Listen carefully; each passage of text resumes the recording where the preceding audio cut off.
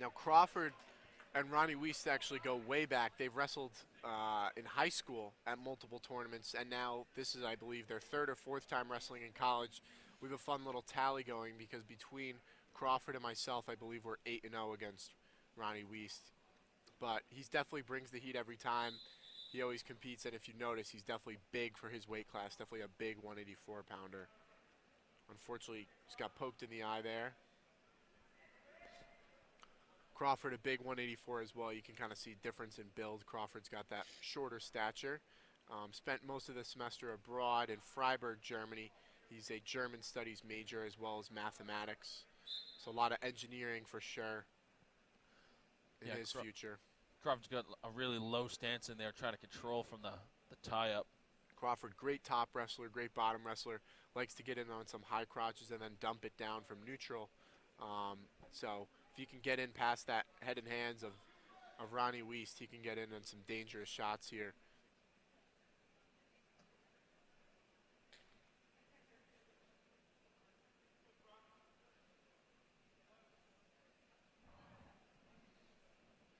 Yeah, it's good to see Crawford back after that, hiatus over in Germany.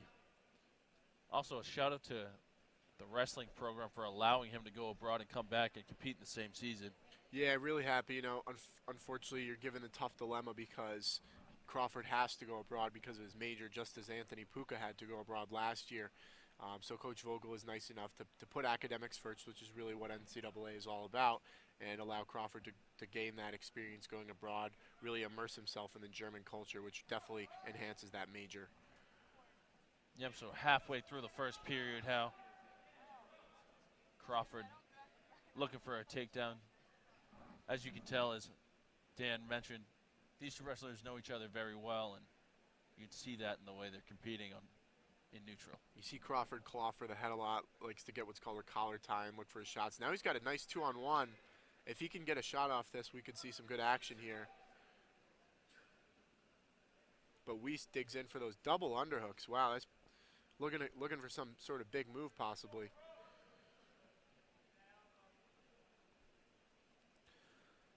Yeah, Ronnie Wuest is a junior coming out of Smyrna, Delaware. Listed as a 174-pounder, but the times that I've seen him wrestle have been at 184. As you can see, he's got that big frame, so probably, unfortunately, has to shave off some muscle when he makes it down to 174, which is where Crawford and I wrestled him last year. Now he's up at 184 this season, for the most part, it seems. Some tough hand fighting here. Not too many shots in the first period, but you do tend to see that type of style change when you move up to the upper weights. Yeah, especially you'll see that, especially at 285 with Paul Trandafilo. Really tough hand fighter, really good defense, but hopefully we'll get to see some flashy Paul shots tonight. He hit some great shots against Stevens last weekend. Yep, so the first period ends with a little bit of a flurry there, still scoreless. They're going to look over to Gettysburg. Crawford's going to defer. Ronnie Wuest chooses bottom, try to score in the second period. Crawford's tough on top. If he can get his legs in, he's got that nice stocky build. He can really squeeze people and stay tight on top with those legs. Yeah, definitely looks like a strong wrestler there. See him drive forward. Wuest might be looking for a Granby here, and Crawford's got that leg in, so he's good to go. You're going to see him crank a power half. He's got both legs in now. He's got Wuest in some real trouble. Yeah, that's a tough spot for Wuest, especially with all that dense weight from exactly. Crawford on his head and his back. You can kind of see Crawford's got a pretty big back and leg areas. Definitely spends a lot of time in the gym.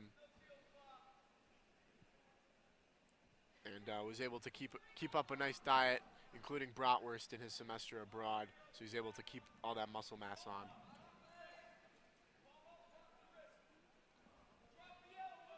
Yeah, and a pretty good showing from Crawford here. Coming off a pretty short notice. Exactly. Kind of had to break right into the lineup. We really needed a 184 this year with me being out at 174 and Austin Roscos really stepping up to fill the role. Tonight, Quinn was able to step up and fill the role. So we've had some key players step up. And with Crawford being gone, we were unfortunately had to forfeit that weight class at a lot of matches. So we're very happy to have him back. Yeah, Crawford almost had a point for near fall points, or had a chance for near fall points as he turned him with a half Nelson.